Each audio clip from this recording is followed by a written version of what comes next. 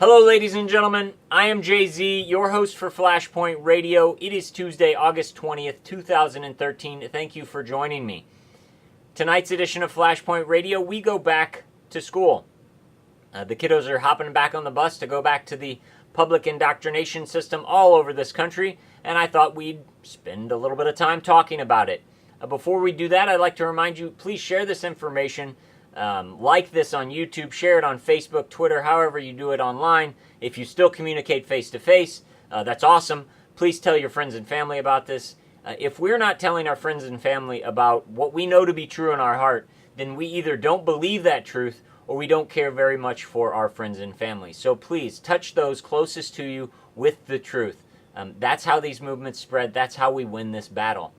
Let's get right into the articles this evening. Remember, all links to all articles can be found in the description below because, well, I'm not smart enough to come up with all this information. I just compile it for you.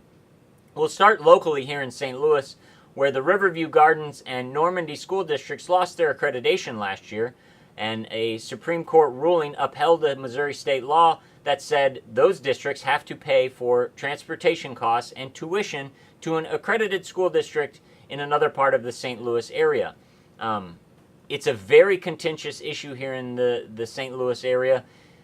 People are injecting race into the issue, and it really is kind of ridiculous. The two school districts chose schools that were 45 minutes to an hour away, going from a predominantly black urban area to a predominantly white, near rural area to send these kids. Now, we'll look at why they did this and who wins in this whole issue in just a second. From fox2now.com, Kirkwood parents get answers about Normandy and Riverview Gardens. All the school districts put on question and answers to alleviate concerns, things like that. I just want to highlight in this article states the price. The district will also get about $12,000 per transfer student. That's the money the districts taking the students get for taking in these students who chose to transfer.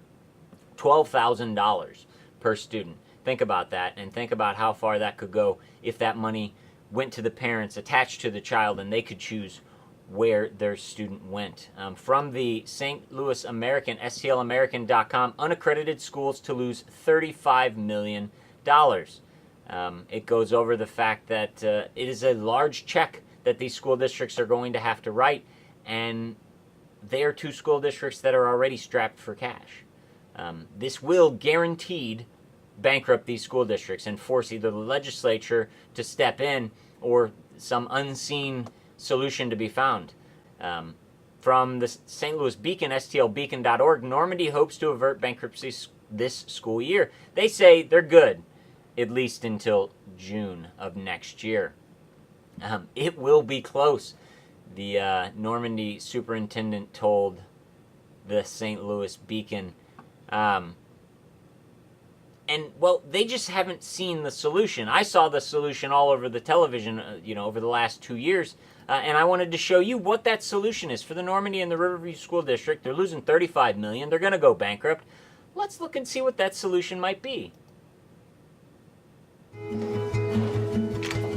The Missouri Lottery has raised over $4 billion. $4 billion for education. So thank you. Thank you, and keep playing. So I can go to college in a couple of years, too. Keep the future of Missouri bright. Play it forward with the Missouri Lottery. Play more lottery. Come on, play more lottery. The lottery basically pays 100% of our public schools, or at least that's kind of the subliminal they're trying to get across to you. These are the campaigns, at least in Missouri, to get people to play the lottery. They say that they support school districts, and money does go to schools. That's not a lie, but it doesn't come from willful donors. Well, they are willful, but it doesn't come from people wanting to help schools. It comes from people with other motives. 3 articles to chew on about that issue. One from Salon.com, 10 Reasons State Lotteries Ruin the Economy. Has a very socialist slant to it. Salon's known for that, but they do have some good points in it. Number 4, they hit the poor the hardest. 2010 study said that households with incomes of less than $13,000 spend an average of $645 a year on lottery tickets. 9% of their income spent on lottery tickets. This is a program to decimate the lower classes in this country. Another take on it from ZeroHedge.com. Why the Mega Millions jackpot is nothing but a tax on America's poor. So this comes from a more libertarian point of view, and they come to the same conclusion. Real Clear Markets has this to say: to avoid massive tax hikes, privatize state lotteries. I'm not against private anything, but I am against private companies running state institutions, kind of like our prison system, which is completely corrupted and is basically just a factory to get slave labor and to support the war on drug in this country. So those are 3 articles dealing with lotteries, state lotteries, and how they claim to do good for the school districts, but in reality, they are extremely damaging to the poorest of the poor in this country, those that don't know any better, and they will never find their way out of their economic hole by doing things like playing the lottery. But back to St. Louis for just a second, and I said I'd tell you who the winner in this Riverview busing situation, Riverview Normandy busing situation was, and the winner is, like always, the government.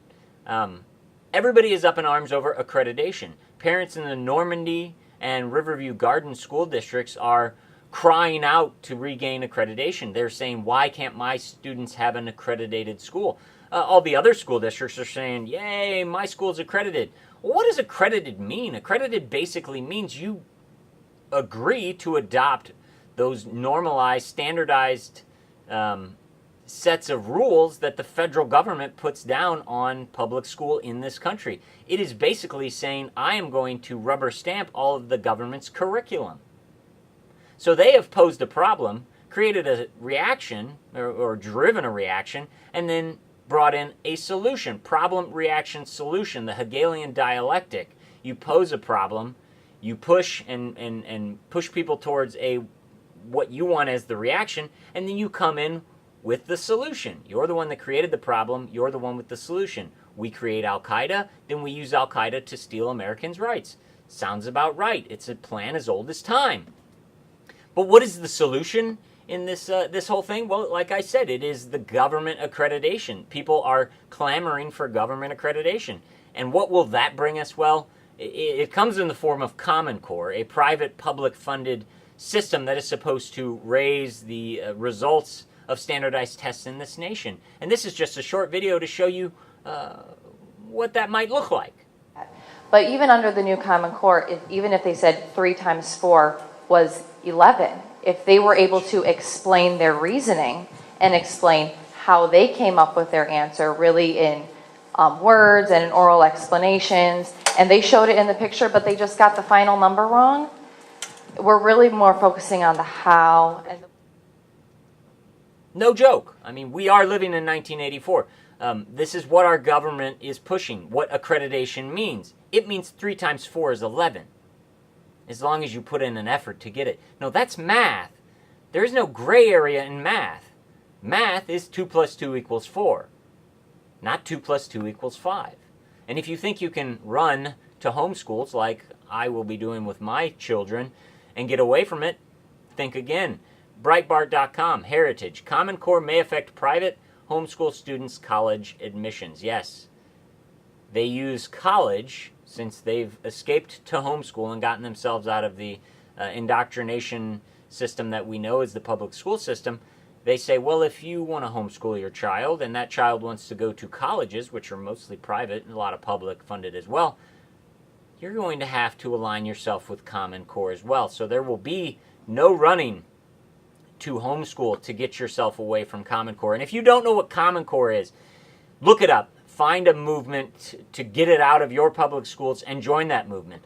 There are movements in every state of the nation to either reverse what Common Core has done or to prevent Common Core from even gaining a foothold in the public school system. The public school system was created after the Soviet model, and this is just one more step towards complete Sovietization and complete collectivization of our education system in this country. Join this movement if you have children or if you care even one iota about the future of this nation. Moving right along, though, to what, those lottery dollars probably pay for and what a lot of our tax increases pay for, and that might be security increasing at public schools. From Infowars.com, SWAT ties up students, blows out tires during bus hijacking drill. We've got a clip from a Rossford, Ohio television station detailing what happened there in Ohio. The fear is real as a man hijacks a school bus filled with students. It's a drill, but for some on this bus, it's a nightmare turned into reality. As emotions run wild on this bus, an audience on the other side of town watches it all on a live feed, where first responders and SWAT teams are standing by to rescue those on board.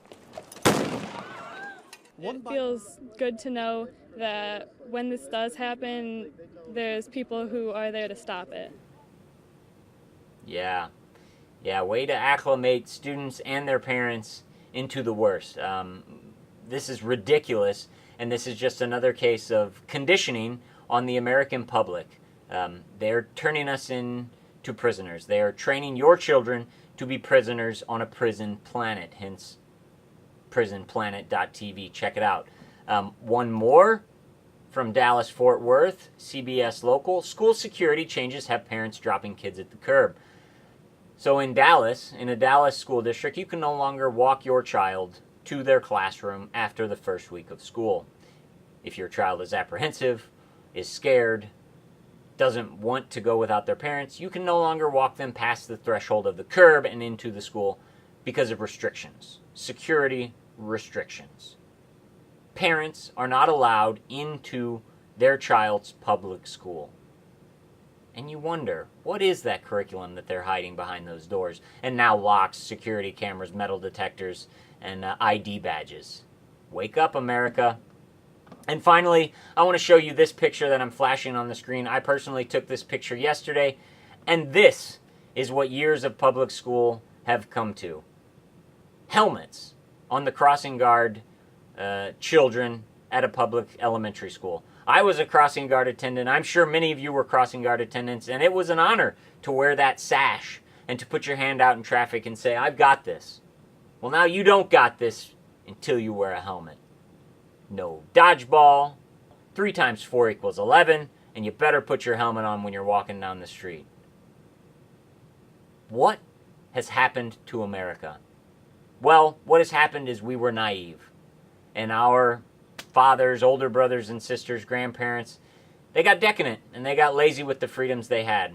And it's not their fault necessarily. Most of them were victims, most of them were duped. But it will be our fault if we don't turn the tide. Because once we know the truth, if we do nothing, then we are not on the side of the truth. Jay-Z signing off for Flashpoint Radio saying, God bless and keep your eyes to the sky.